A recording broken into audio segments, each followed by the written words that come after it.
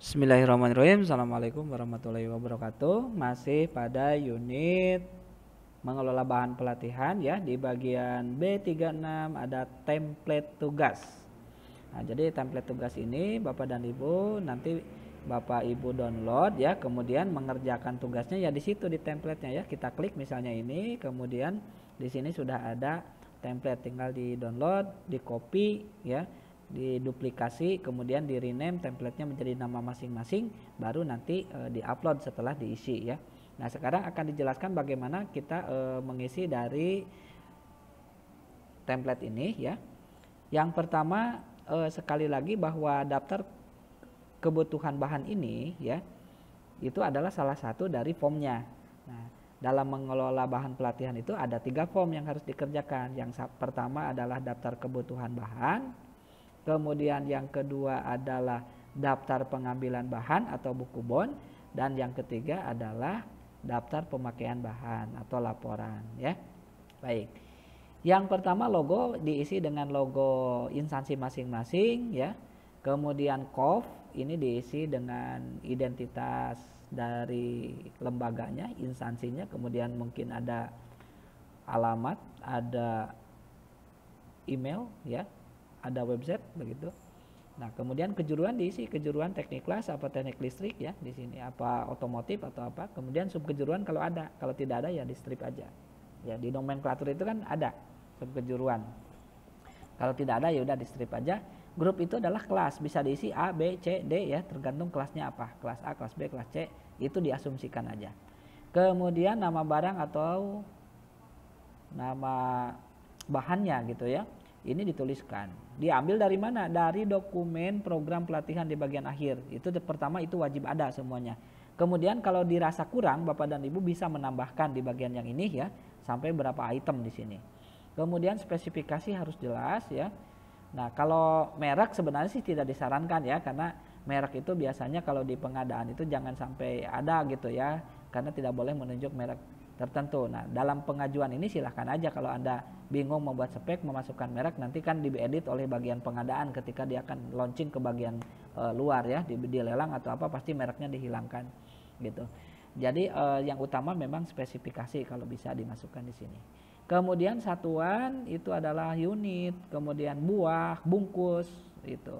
Jumlah diisi dengan berapa yang dibutuhkan untuk satu kelas. Ingat ya.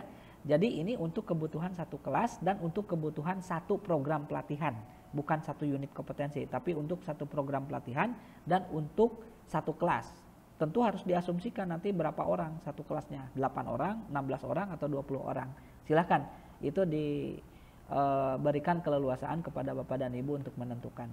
Jangan lupa di bagian yang ini sebut aja namanya siapa di sini, kemudian berikan tanda tangannya, terserah bebas ya tanda tangannya.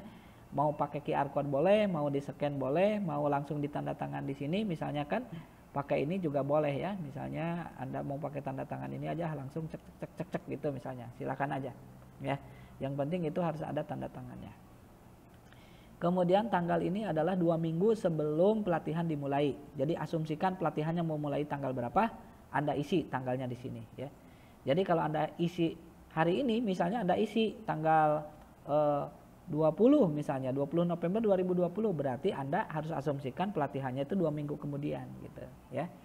Oke, kemudian daftar pengambilan bahan ceritanya adalah si bahan itu sudah datang baru Anda ambil gitu. Nah, ini menggunakan daftar pengambilan bahan atau buku bon di sini. Jadi harus disebutkan mulai pelatihannya tanggal berapa, selesai pelatihannya tanggal berapa. Nama barang atau bahan, spesifikasi, satuan dan jumlah persis seperti yang dimasukkan di atas ya. Persis, tinggal di copy paste aja ke sini, tidak boleh kurang, tidak boleh lebih. Kemudian ditandatangani juga bagian yang ini, jangan lupa. Dan terakhir adalah daftar pemakaian bahan. Diterima tanggal berapa, artinya dari tadi setelah di bon itu tanggal berapa diterimanya di kelas ya, kemudian dikeluarkan digunakan oleh peserta itu di tanggal berapa ya, sehingga nanti jumlahnya ini sisanya sebaiknya 0 ya, bahan itu tidak boleh ada sisa. Kalau sisa berarti ada perencanaan yang kurang bagus gitu. Tapi kalau Anda mau asumsikan ada misalnya 1 atau 2 gitu sisa ya silahkan aja. Kemudian ini adalah ditandatangani, tentu tanggalnya adalah sehari setelah pelatihan selesai ya. Karena Anda kan harus mengecek dulu benar nggak bahannya ada sisa atau tidak. Maka diasumsikan sehari setelah selesai pelatihan Anda melakukan pengecekan bahan terhadap pemakaian bahannya, kemudian baru Anda membuat laporan gitu ya. Jangan lupa diberi nama dan ditandatangani, di scan di sini. Baik, itu untuk template-nya Bapak dan Ibu, silakan dapat dicicil untuk dikerjakan. Semoga Bapak dan Ibu diberikan tetap kemudahan, kesehatan selama aktivitas, selama mengerjakan atau mengikuti pelatihan ini. Terima kasih. Assalamualaikum warahmatullahi wabarakatuh.